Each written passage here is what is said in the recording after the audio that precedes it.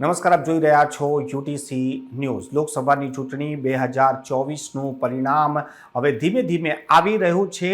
કોણ કેટલી સીટો પર આગળ છે તેની જો વાત કરીએ તો આ સમાચાર જ્યાં સુધી વંચાઈ રહ્યા છે ત્યાં સુધી ભારતીય જનતા પાર્ટી એટલે કે તેનું ગઠબંધન એનડીએ 293 સીટો પર આગળ ચાલી રહ્યું છે, ત્યારે ઇન્ડિયા ગઠબંધન 233 સીટો પર આગળ ચાલી રહ્યું છે।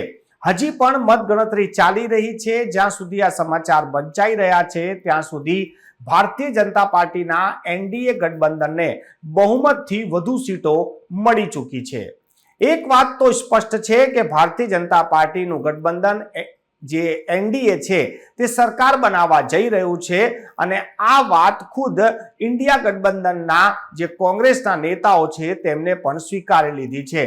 એક તરફ જોઈએ તો એનડીએ ને બહુમત મળી ચૂક્યું છે, પરંતુ લોકો ચર્ચા કરી રહ્યા છે કે શું નીતિશ અને ચંદ્રબાબુ નાયડુના સહારે વડાપ્રધાન નરેન્દ્ર મોદી તેમની ત્રીજી ટર્મ ચલાવી શકશે? આ ત્રણેય લોકોની વિચારધારા બિલકુલ વિપરીત છે।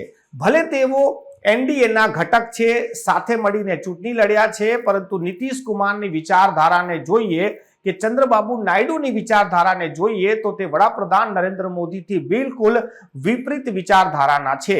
આ બંને લોકોના સહારે જ મોદી સરકાર હવે ચાલવાની છે, કેમ કે મોદી સરકારની ચાવી આ બંનેના હાથમાં છે। જો ચંદ્રબાબુ નાયડુ અને નીતિશ કુમાર પોતાનો હાથ ખેંચી લે તો ભારતીય જનતા પાર્ટી આ બહુમતના આંકડાથી નીચે આવી જાય અને તેમની સરકાર પણ સંકટમાં આવી જાય। વાત અમે એટલા માટે કરી રહ્યા છે કે આ વિચારધારા વિપરીત છે। વડાપ્રધાન નરેન્દ્ર મોદીએ 2024ની ચૂંટણીમાં સતત મુસ્લિમ આરક્ષણ પર નિવેદન આપ્યા છે।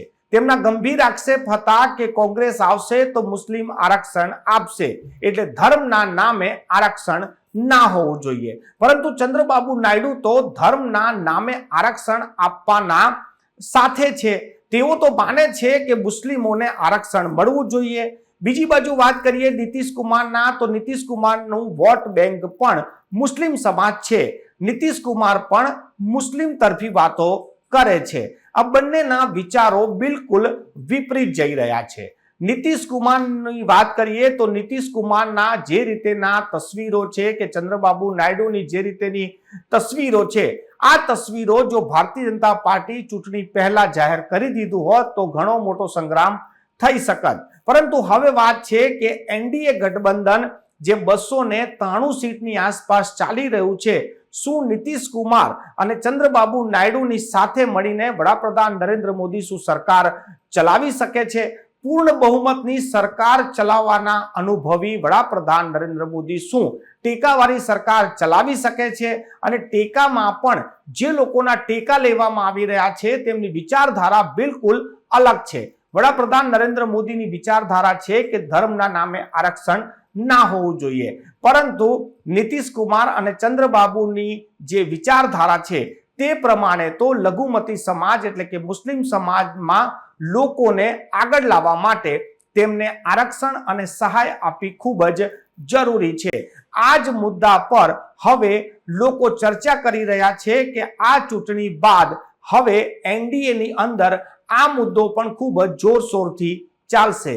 શું નીતિશ કુમાર અને ચંદ્રબાબુ નાયડુ વડાપ્રધાન નરેન્દ્ર મોદીને તેમની જ રીતે સરકાર ચલાવવા દેશે, કે પછી નીતિશ કુમાર અને ચંદ્રબાબુ નાયડુથી પૂછીને શું વડાપ્રધાન નરેન્દ્ર મોદી સરકાર ચલાવી શકે છે? આ બંને જ વાતો હાલ ખૂબ ચર્ચામાં છે।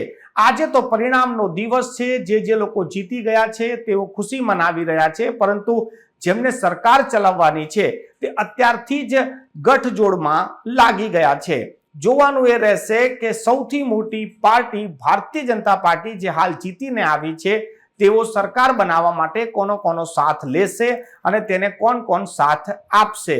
વડાપ્રધાન નરેન્દ્ર મોદી જેનો સાથ લેશે, શું તેમની શરતો માનશે કે પછી શરતો વગર કોઈ સમર્થન કરશે? આ તમામ વસ્તુ હશે અને થશે પર રોકાઈ ચૂકી છે।